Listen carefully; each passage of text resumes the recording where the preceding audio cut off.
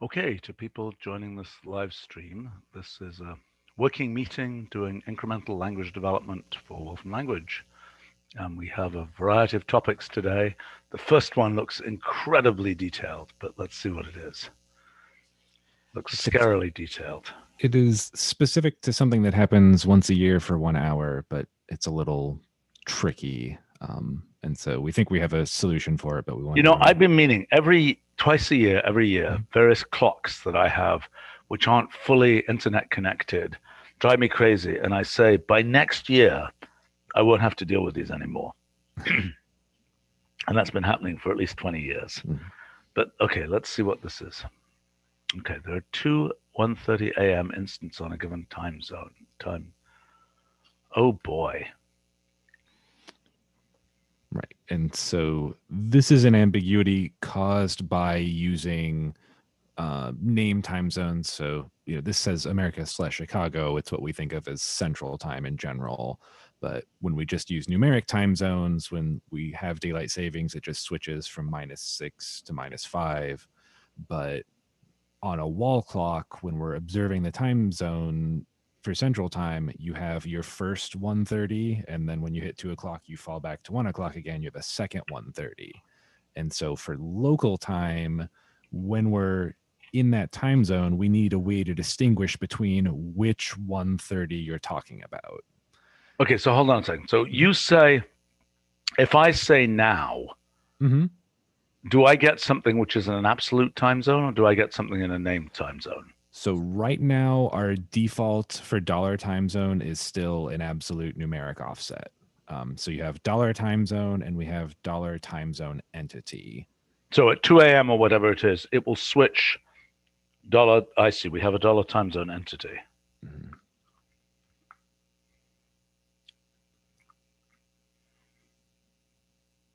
I see. Okay. Right. So this is not a problem right now because we use numeric time zones by default. But if users want to use time zone IDs, then there is an ambiguity. And that's what we want to solve. Okay, I understand. So the user types in this thing with a time zone entity of America, Chicago. And the problem is that there are two of those. Right. And we need some way to distinguish them.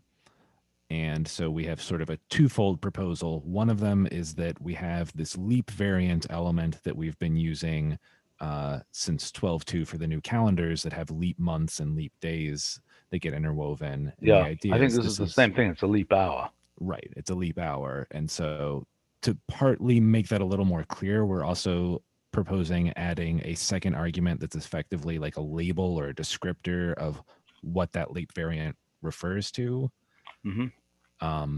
Why not do that in other cases as well? I mean, I think that's what we'd do. Yeah, is we'd basically extend it for the cases where it's a leap month. We could say, it's a lunar leap month. Right. But perhaps and canonicalize to that. Canonicalize to argument form. I think so. Yeah, because it's not ambiguous in any cases. Okay, go ahead. What were you going to say, Jose?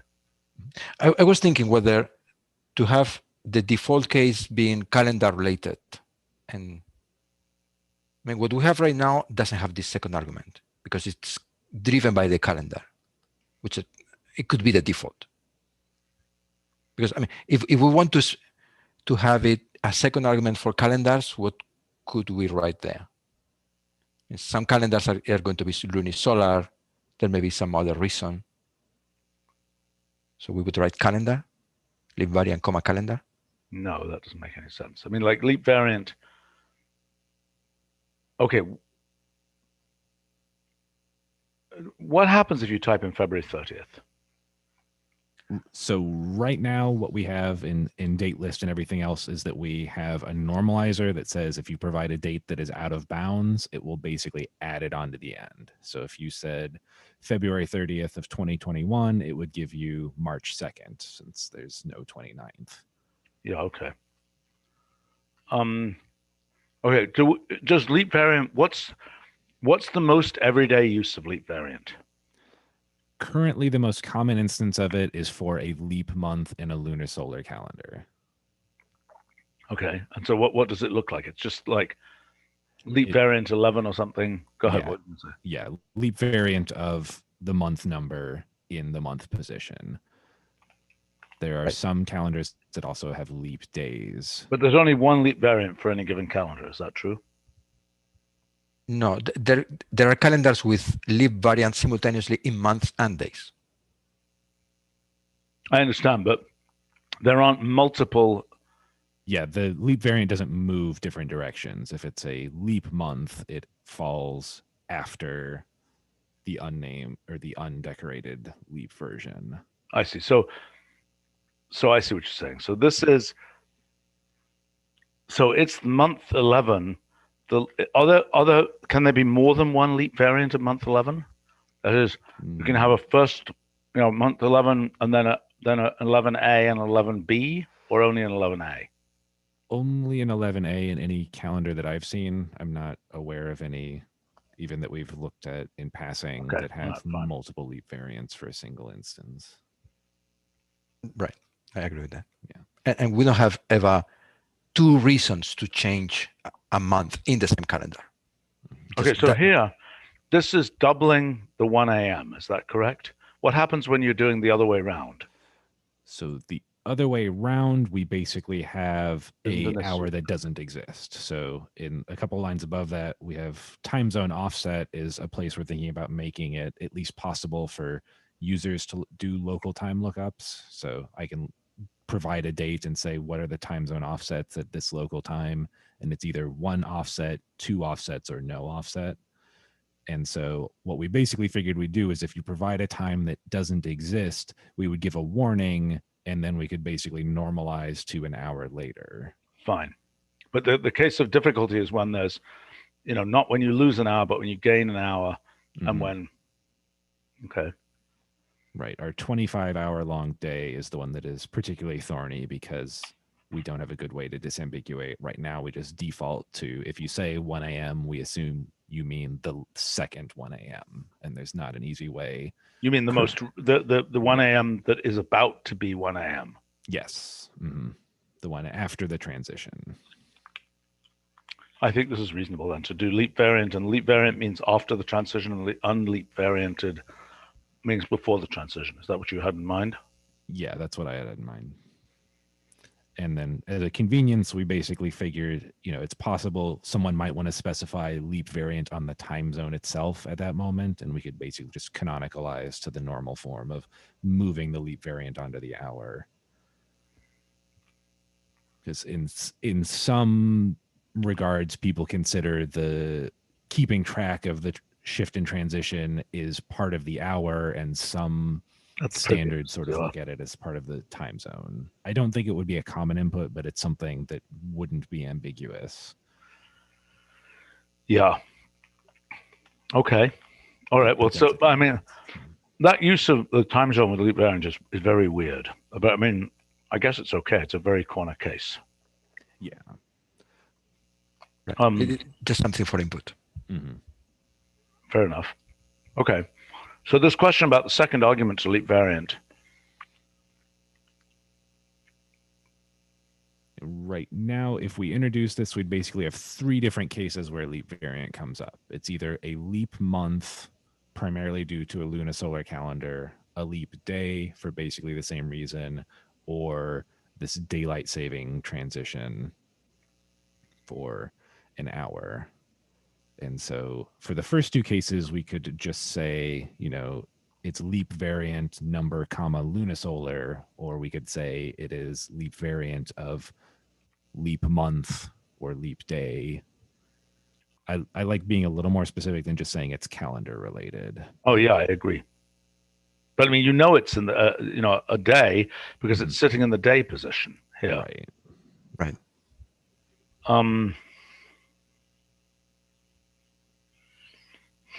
I mean, look, the more obvious thing would be that it's sort of the reason. It's like a failure thing. It's a reason, as in leap year, like leap variant of. Well, wait a minute. You're saying the simplest case is it's a leap month. Yeah. So So in a sense, the second argument is an explanatory thing that says this is in here because it's a leap month. Right. Right. To me, it was a warning that this is not calendar related, like the other leap variants. To me, leap is the first thing that comes to mind is calendar related, but this is not calendar driven. These additional months, are they actually called leap months in the local cultures, or are they called something different? They always have specific names. I mean, I think in India, they had this adhika word. The repeated thing is always called adhika. Which I think we asked Sushma, and she said it was effectively like leap. Okay. But does it mean leap, or does it mean something completely different, like addended or something? I mean, I don't know why they're called leap. I mean, leap as in jump. I have no idea why they're called leap. Do you know why they're called leap? No.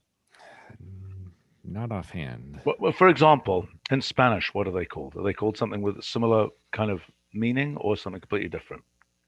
No, in Spanish it's called bisiesto, which has a funny story. It comes from Latin, and the original word, the original thing the Romans did is to repeat the day number 6, and so bis sixtus became bisiesto. It means the second sixth. This is a mess, guys. It is. In Spanish we say dia bisiesto. It's like bis sixth day, or bis. Even though we're talking about the 29th of February, is that right? Exactly, yes. It's because the Romans were repeating the 6th day before calendars, before the beginning of the next month. I see. And it looks like at least from the quick search I did for leap, the reason we call it a leap year is actually because normally year over year, we progress one day during the week. So February 1st will be a Monday, and the next year it'll be a Tuesday, then a Wednesday. But during leap years, it skips an extra element. Oh, for goodness sake. Yeah, language is silly, particularly when it comes to dates. But I wonder if the name leap variant is actually right, or whether we should call it something different. Call it something like we also have the present of leap seconds, which we are planning to use also the same idea. I understand. Use leap variant in the second place, and that's called leap second. I understand, but that's called leap seconds because by the time they were being named, everybody was used to the idea of leap years, even though nobody could remember where they came from. Right, correctly. Yes.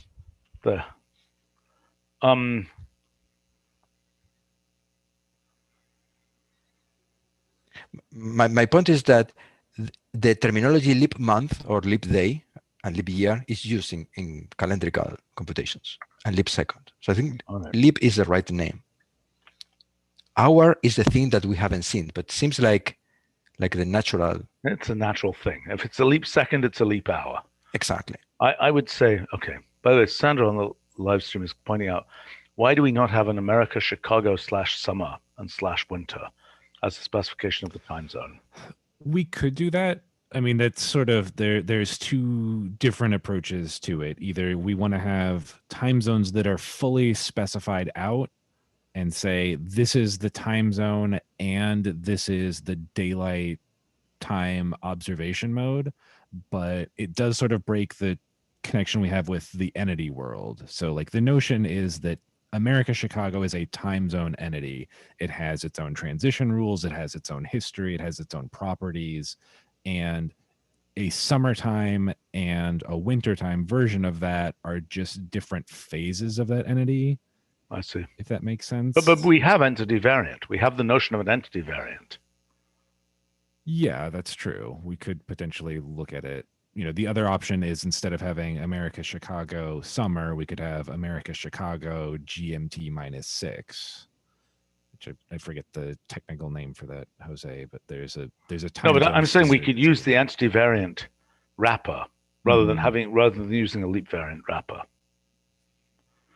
Look, okay, so look, I'm sold on the leap variant as the way of dealing with this crazy extra hour. I think the second argument is probably going to get us. It's not convincing to me. It's just going to say, you know, I think we should. This is a really corner case. If somebody sees this, they kind of look at the documentation for leap variant and they'll know what's going on. And they'll say, oh my gosh, I wonder how long it took those guys to figure out that this was the thing to do. Yeah.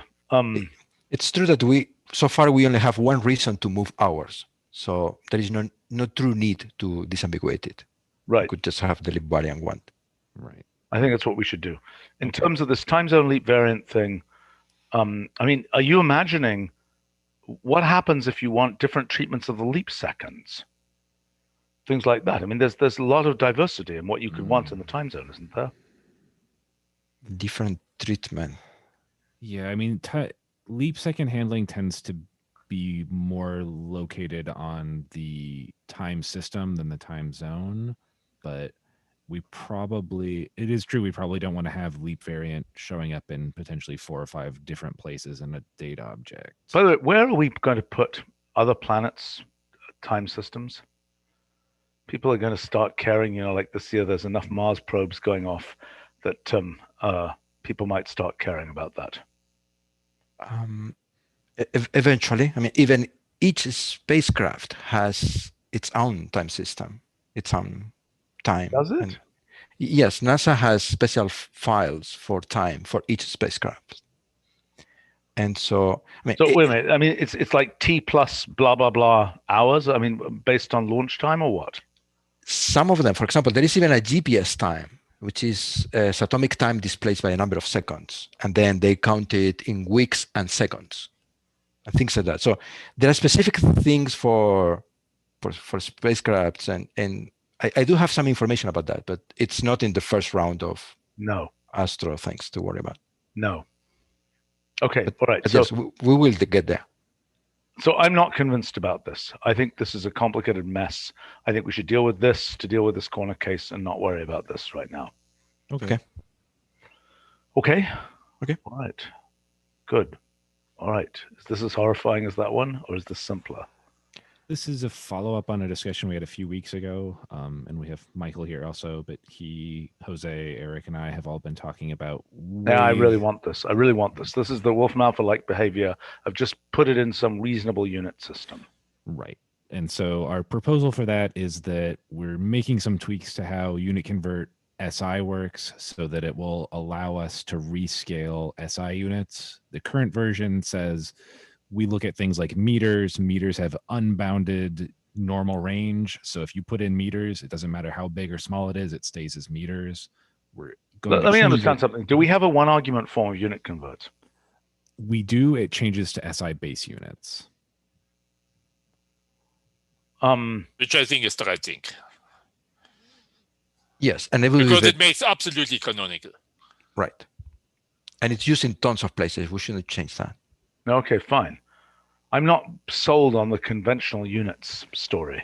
Yeah, we don't love the name for it, but the idea sort of being that, there are at least commonly occurring units of length for different scales. So we know that, it would be more useful potentially to come back in light years or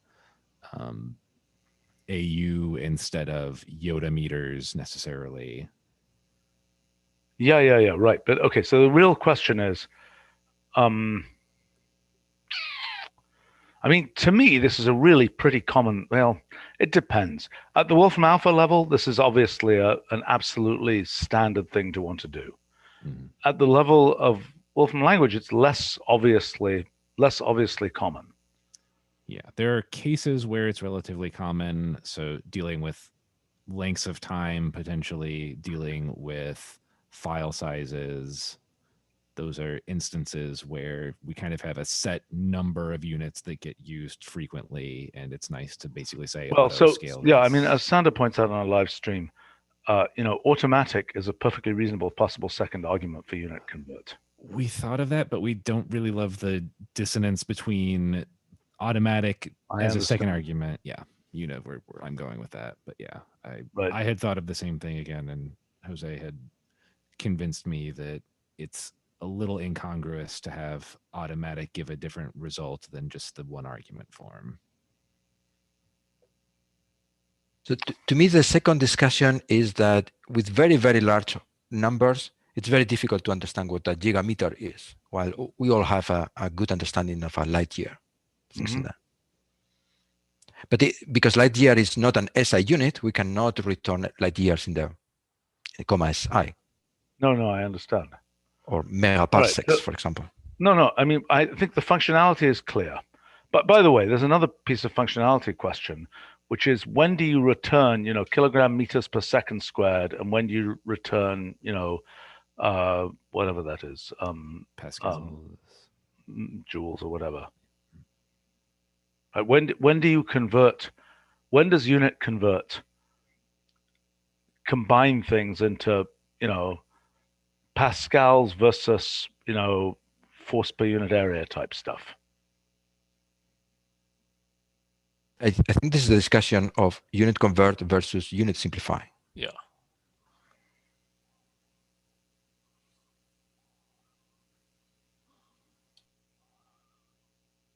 Okay, so is unit simplify doing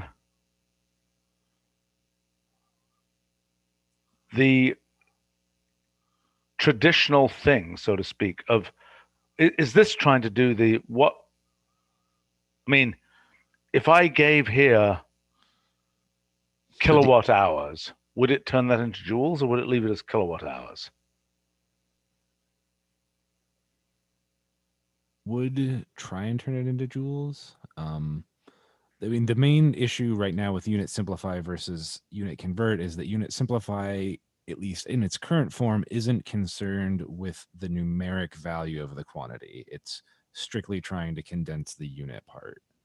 And so it doesn't, if you give 100 million. Right. Although unit simplify could do this other conventional units thing as well.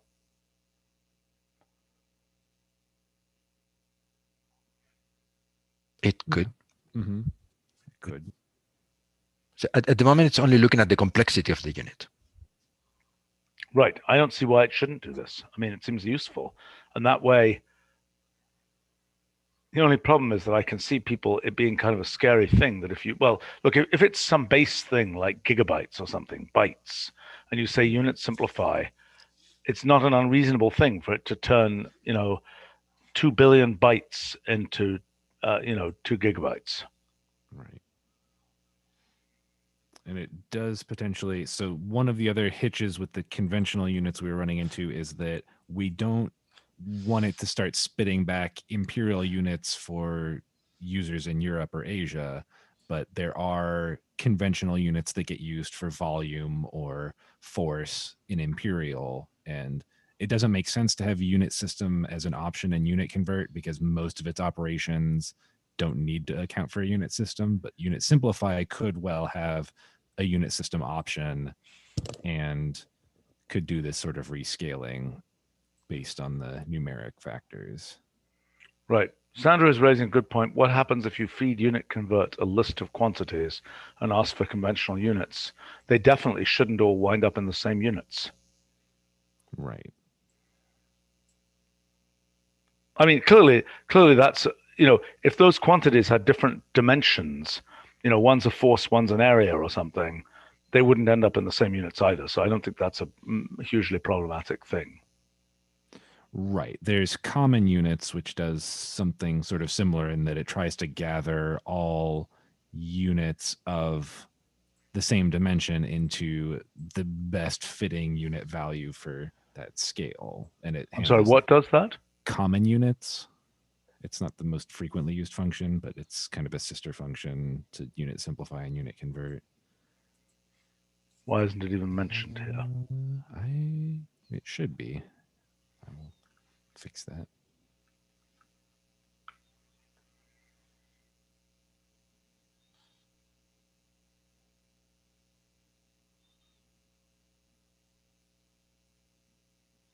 What the heck is this doing? How is it deciding what units to land these in? So it's looking at the input list and trying to use a basic heuristic to say, okay, what is the unit system that's most frequently occurring, and then what unit best fits the scale within that system. So in the first case, we've got 2 imperial units and a SI unit, and based All on right. So this is, look, by the way, this should definitely refer to unit simplify. right. But this, to me, this is like the multi, this is the thing. If something is a micron and a light year, if the 2 successive things are microns and light years, Mhm. what is it going to do? Let's try, let's say light years.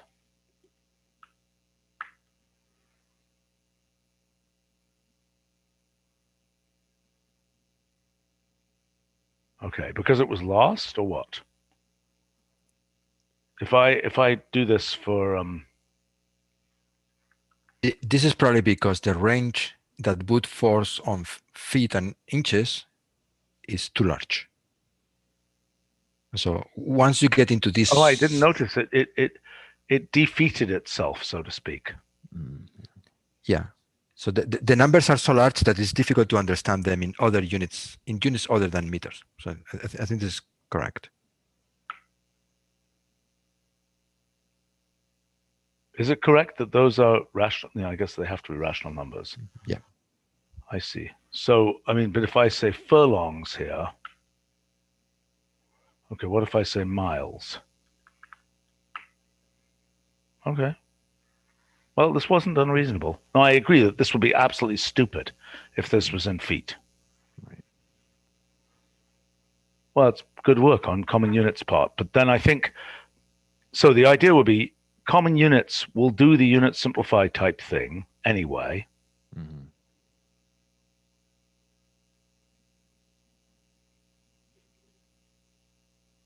Yeah, I think unit simplify should go ahead and try and turn it into. And is Michael here? He might have an opinion about this. Yes. Okay. Do you disagree with that? Of making unit simplify, go ahead and put it in, the reasonable denomination of those units, so to speak. I think there's nothing conceptually wrong. Typically, the simplify functions are a little bit of a bigger hammer. So if one has a convert, I would assume a better complexity if you do this at scale. Well, but then let's just, over But deliver. no philosophical disagreement. Okay, well, fine. Then that's what I think we should do. And now, in terms of whether unit convert has a name for this case, which it could have, because you might want pure unit conversion without changing the dimensions. Well, that's always going to happen. So no, I didn't mean without changing. I meant without changing whether it's in force per unit area or force per area or pressure units. Right. Yeah. I think the important thing is to allow yourself to go out of SI and return things like light years, megaparsec, or even Earth masses. Something that gives you a good idea of what this is. Yes. Is it conventional unit? Is that, and by the way, if the other options here are things like imperial, maybe it should be conventional rather than units, right? Because imperial unit systems, SI, imperial, metric, or conventional, seems reasonable to me. Yeah, I think Eric had pointed out that difference. Right. Now, I assume that conventional is probably better than traditional. All right. I think having the additional unit system of conventional seems right to me. Okay. Excellent. Okay. Anything else for this item? And then unit simplify would do that by default. It would use conventional by default. And unit convert would use it if you ask for it. Yep. Makes sense to me. Okay. And the first idea on the left, the idea that SI allows changing the prefix, even if the original thing is already in SI. Is that okay? See why we shouldn't?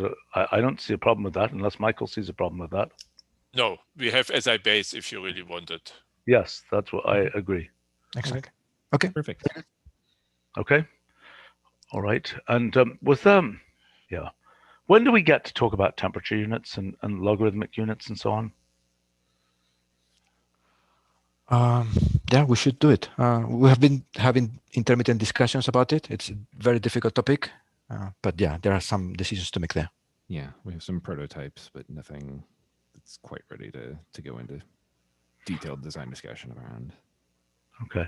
And how many more horrifying things are there? I mean, is logarithmic the only issue and temperature scales, or are there like square rootified units and things like that? I think that there are two other topics that are difficult: angles and counting units. I think those are the four discussions. But would you agree, Michael? Yeah. Where I feel like the counting one is much more, there isn't really anything deep. It's more a matter of treatment. This is interesting.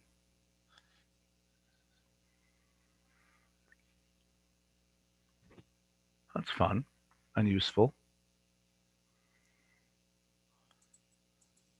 Okay.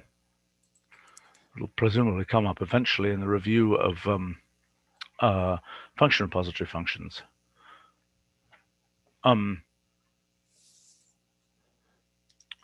Okay. By the way, Nick is pointing out that a reason why we were discussing ambiguity of leap things is because apparently the second 24th of February was the original Roman leap year. Who knew? Yeah, well, maybe we should make sure for next year we can celebrate this particular feature once it's in the system on this day. Yeah, we can do a November blog post about it. We finally have a 25-hour day that works fine. Right. Has this come up in actual bug reports, the 25-hour day? We've gotten external reports of it a couple of times. Yeah. It recently was mentioned in Mathematical Stack Exchange and highly upvoted. Okay. Well, fair enough. Okay. All right. Is that it for unit convert? I think so. So, Yep. Michael, I think that we don't need you. Okay, thanks. Bye. Okay. Let's go swing from the trees here. Thank you. All right. How are we doing on trees? Do I need to run this in a new version in a prototype build? I don't think so. So we have an important question. I mean, we are doing well. There are many details to worry about, but there is one particular one here that we would like to discuss with you, which is when we map, do we map by default on data or on trees? Okay. You know what? There was another trees instance that just came up. Who was I talking to? Oh, gosh. What group was dealing with something that involved trees? Oh, yeah. The people dealing with the virtual machine effort that involves representing, this is a totally weird thing, representing symbolic representation of assembly code is another thing. I pointed them at you and the Chris Cooley project for abstract syntax trees. Okay, never mind. That's Yeah, we are right now contacting various developers, in particular Brenton, on various projects that will use tree eventually. okay. All right. So the question is, when you map over a tree, what does the map do? Does the map, well, what does it do on an association? It maps on the values of an association. It does not, map does not deal with the infrastructure of the object. It only deals with the I mean, this is like a map all of an expression because it's going down. Okay, I see. So the question is it like map or map all? Map all, well, no, actually, even that's not right. It's map minus one. No, not really map all. It would be more like map and key value map. The fact that it eats the rule rather than the value, I would say. Okay. So here we can think of also of mapping on the expressions or on their heads only at a given level. Okay, let me understand what the actual options are here. So tree map, so we're talking about not map, but tree map, correct? Correct. What does map do on a tree? it's not supported. Maybe it There's should really be. no reason to treat it as differently from mapping on lists, I don't think. I'm Which talking means about ordinary what? map. Which It's a good point because a tree is going to be atomic. So we could use map just to map on the data. What does map do on a graph? I don't think it works. Maybe it should. Well, the thing is, what would it do? So if map, assume that map has no hidden state. Then what it will do is it represents a mapping from one set of names of vertices in the case of a graph to another set of names of vertices. It's a little bit funky, I have to say. It's less funky on a tree. Right, because a tree is closer to an expression. Right. And I Yeah, think why are we treating tree as atomic for this purpose? Why not just treat it as an ordinary expression for map? But well, because it's got all kinds of stuff inside it. right, Well, and we don't want to serialize talking it. about having a special tree map function that can deal with that. But we don't want to serialize trees as much as we can. So treating them as normal expressions would immediately have to serialize. Yeah. No, we don't want to do that. But there's a question from D0 on the live stream about how do you tokenize assembly language further? The point is that assembly language in its first form is just a string. The question is there a symbolic representation of it where you have opcodes and operands and things as symbolic things that you can then go and do pattern matching on and so on, or is it just a string? That's the issue. Okay, in any case. Okay, so look, ordinary map seems like the obvious play is to have it just apply to the data. What about, I mean, why, okay, can fold work on a tree? That was going to be the other question, because right now this problem affects two of our functions, tree map and tree fold. And we were hoping to find a solution that will be generalizable to future functions that are going to be mapping things. Like imagine a future threading function that compares two trees to identify differences, for example. Things like that. So we were thinking. What about map indexed? What would map indexed do? Right, exactly. Because positions do not really need to agree in the conventions we used. What do you mean? That by making normal functions like map or map indexed working on trees, we would have to force them perhaps to take position specs of trees. What is the position spec of a tree? It's a list of numbers, but it has the extensions of tree relative, tree level, this type of thing. But I mean, there's no reason for map indexed. If we're feeding it something, we just won't feed it tree relative specifications.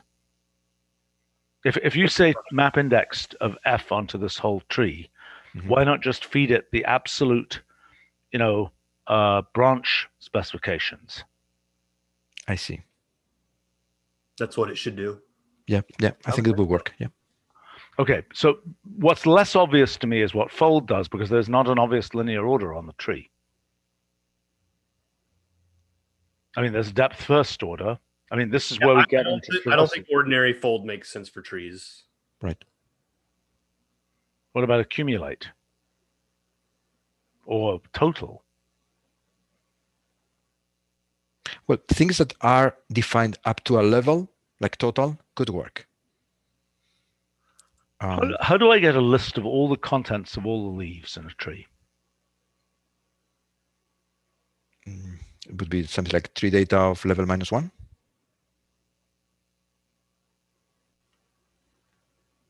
Yeah. Is it right to make it as comparatively obscure as that? Well, there's also a function tree leaves that returns the leaves. Which we agreed last time are just expressions, is that correct? No, we agreed last time that they're trees. Ugh. Is it obvious that tree leaves should return the trees as opposed to just the payloads? I mean, given that you can use tree data of -1 to get the trees down there? The discussion last week was about if we return expressions, we make it difficult to continue using them as trees, as potential things to be extended with children. I understand that, but if you ask for tree leaves, it seems like what you're likely to want is, okay, all this data was in a tree, but I just want the payloads.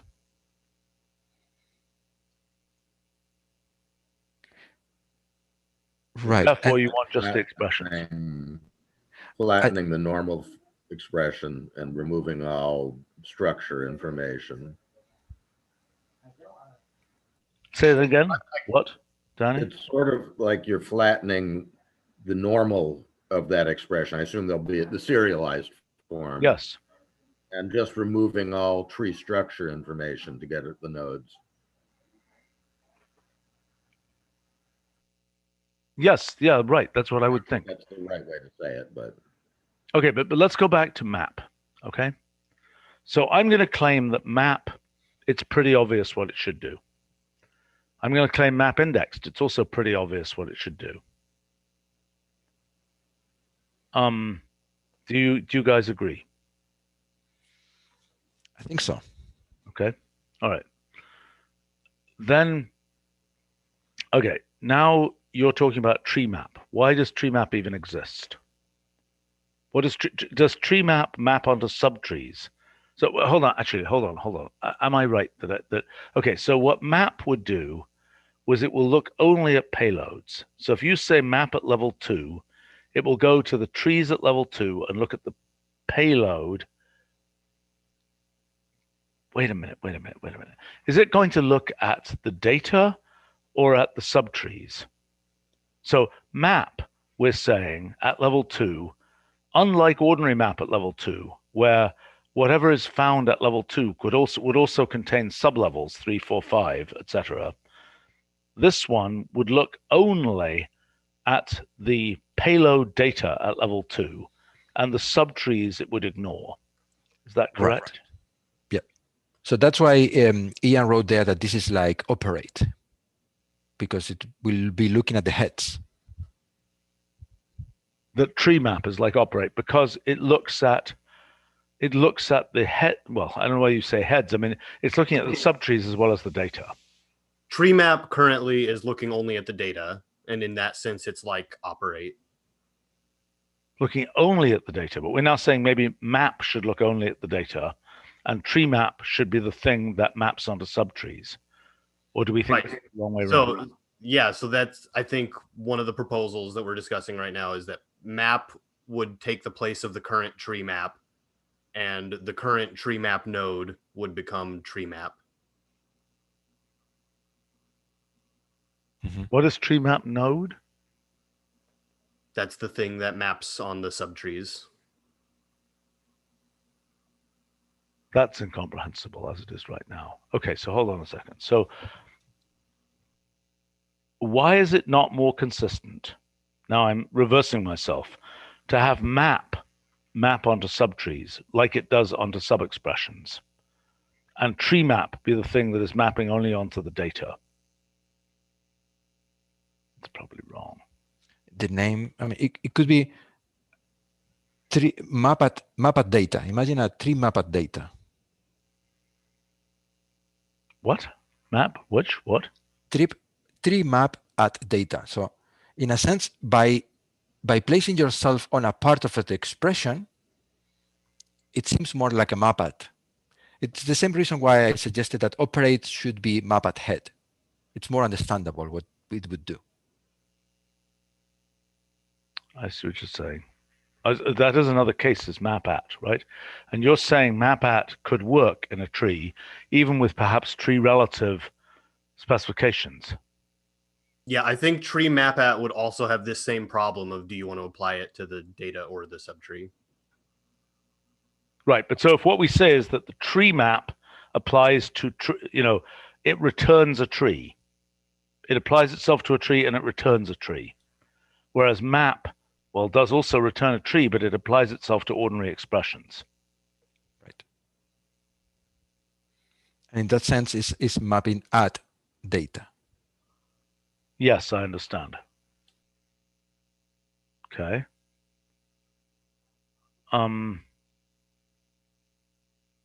Right, Leon on our live stream is basically agreeing with what we're saying here. It assumes that map would only map to the values. Yeah. All right, so let's walk through that for a second. What other functions do we have which are sort of related where we have this question of whether they can be supported directly on trees? So the functions that take mapping functions, for example, what does length do on a tree? Nothing. Nothing yet. And tree position has its own separate thing. It's not just position. Right. Yeah, the position specs look exactly the same that you get out, but it's that like tree extract supports more general kinds of position specs. And we're sure extract shouldn't be generalized to that. Well, we had avoided trying to use the general functions on trees, but perhaps there is a new idea that is appearing here, a common way of extending them. Right. I mean, scan, for example, I can see being quite useful on a tree. Mm-hmm. All right, let's take a look at these. What is useful? What is not useful? I mean, I don't see why this isn't useful. Any true, et cetera, et cetera, et cetera. Why? Well, oh boy. Is it applying itself to every node or only the leaf nodes? And levels. So at the first level, perhaps, because many of these functions by default act on the first level. Yeah, I know, which is a crazy thing, which is probably not what you want on the tree. On a tree. There are some examples to where like the default level specs are changed. Like map normally just maps across level 1 by default, whereas tree map the default is 0 to infinity.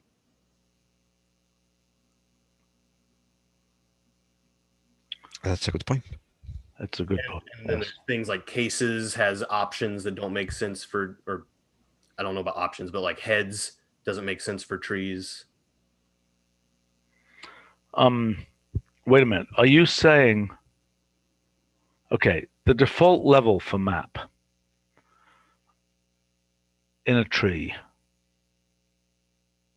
that's a pretty profoundly non-useful thing to map only over the level 1. Yep. That's boy. why the default is 0 to infinity. No. But that's for tree map where you're mapping over whole subtrees. Yes. What we're talking about as map. Well, the alternative is we're going to wind up with a tree map indexed, et cetera, et cetera, et cetera.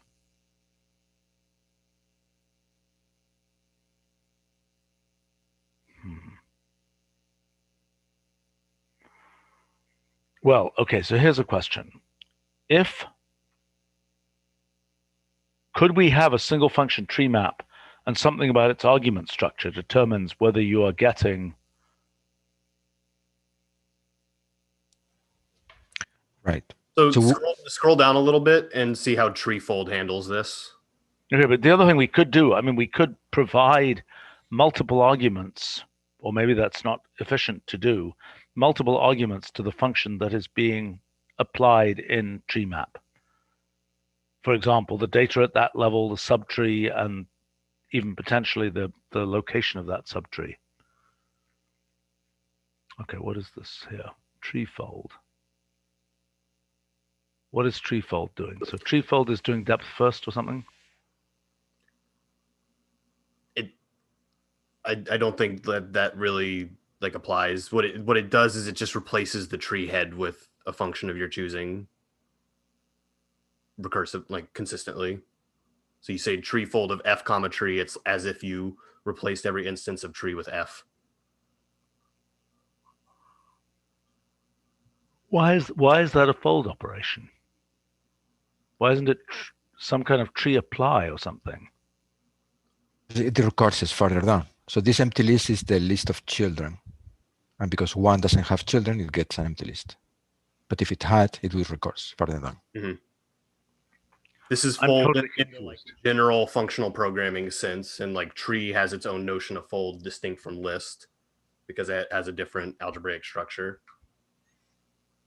So if the tree was totally vertical, it would be the normal fold, basically. I understand. This used to have a name back in, what was it? Not beta. What the hell was it called? This had a name, this operation. And it was, what is it called? Back in 1980s style parallel programming, this had a name. Who knows? I'm not at all convinced that this should be called fold. I mean, what's the analogous operation for a graph, for example? I don't think there is one. I mean, so something that we do in the physics project, lots, is blah, blah, blah, triple at, and then some thing which is a graph as a list of rules, effectively. That's this operation, basically. Right? That's taking every, for example, if you want to take a list of pairs and turn that into a graph, let's say an undirected graph, that would be like, undirected edge triple at that list of pairs.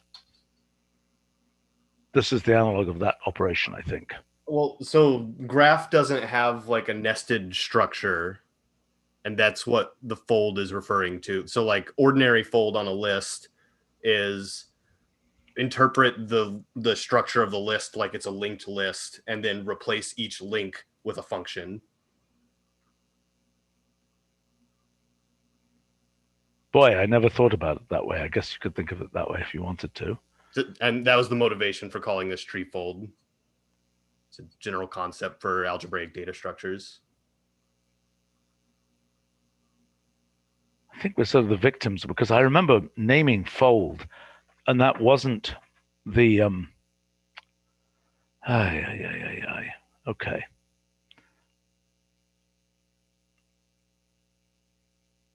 It would be lovely if there was a better name for this operation. The fold is sometimes called reduce. Yes, indeed. Ethan is complaining that these meetings aren't about machine learning. I don't think we've been live streaming machine learning meetings. We definitely have been having them. We'll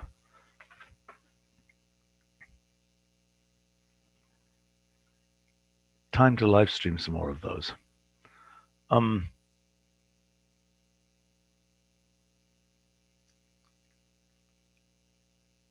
Let's see.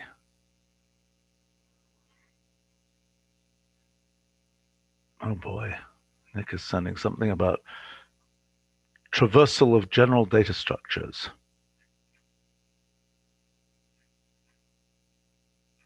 Yeah, I mean, this is like,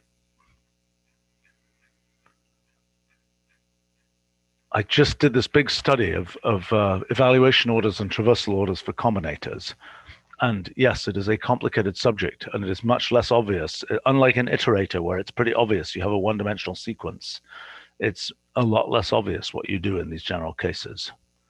I mean, there's certainly multiple traversal orders that might be of interest. And here, for instance, it's completely unobvious to me in what order.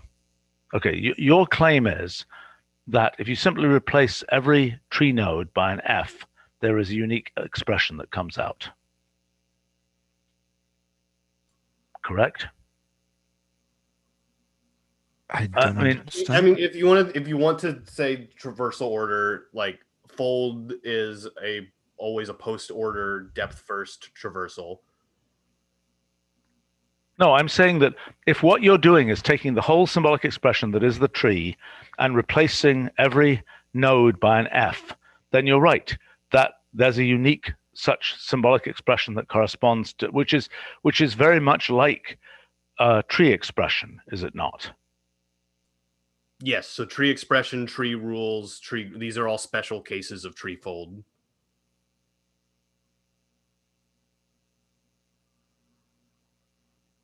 Treefold generalizes all of them. Yeah.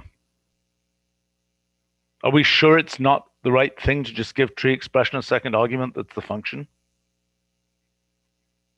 Well, so tree And normally it will be construct, right? The default function is construct, if I'm not mistaken. No, so the second argument of tree expression is this structure argument that we have for expression tree, where there's like head trees, heads, sub expressions, arguments, and you can like give custom rules. Oh boy.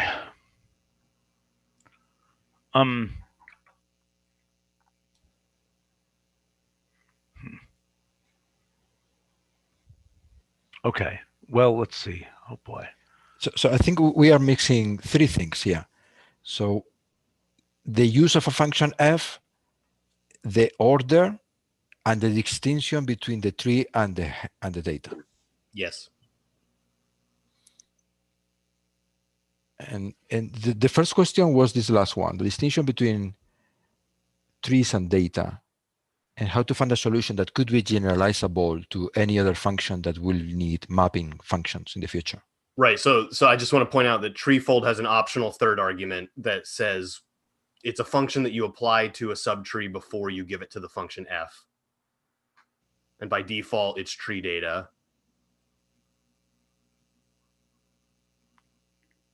Tree data, which then gives the payload. Yes. Okay. So this is just one model of how we might solve this problem. Okay, so wait a minute. What problem? Okay. Let's go through again. What problems are we trying to solve? First problem is data versus subtrees. Yep. And how do we control that? Yep. Second problem is in what form do you return this whole collection of things? Do you stuff it back in the tree, or do you collect it somewhere? I don't think there's like map should return a tree. Yeah, I agree. So no doubt. The constructing the tree into a list of data is a separate operation that has to be done later. So, but for example, you could certainly say scan so, reap the scan of, scan a so, and that will give you, in some traversal order, will give you pieces of the tree. Right, exactly. Okay. So for example, tree cases would collect things and give you a list of cases, like cases does. But map should preserve structure.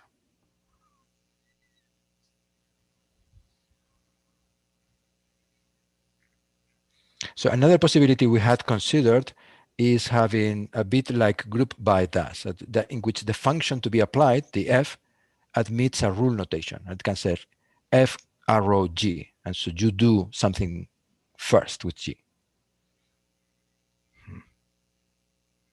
I'm not as thinking as clearly about this as I should be, and I'm also supposed to be doing something else here. So I think this will have to be. Is this blocking you guys in terms of implementation or not?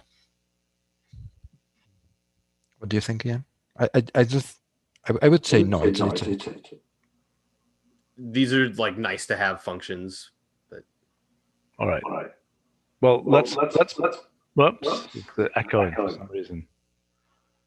Let's pick this up a different time.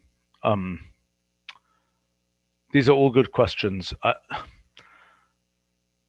Again, don't forget, let's make sure we've gone through every function in list manipulation and so on to make sure we know which of these are plausibly supportable on trees. Okay. So we don't, so we know what we're dealing with. All right, sounds good. Okay, for those following live streams, I think I have another one at 1:30 this hour about history of science and technology, quite different topic. And then we have yet another one later on this afternoon, another design review. So thanks all, and thanks to folks on the live stream. And we hear you about the desire to participate in some of our machine learning meetings, and we'll see what we can do about that. All right. Thanks a lot, guys.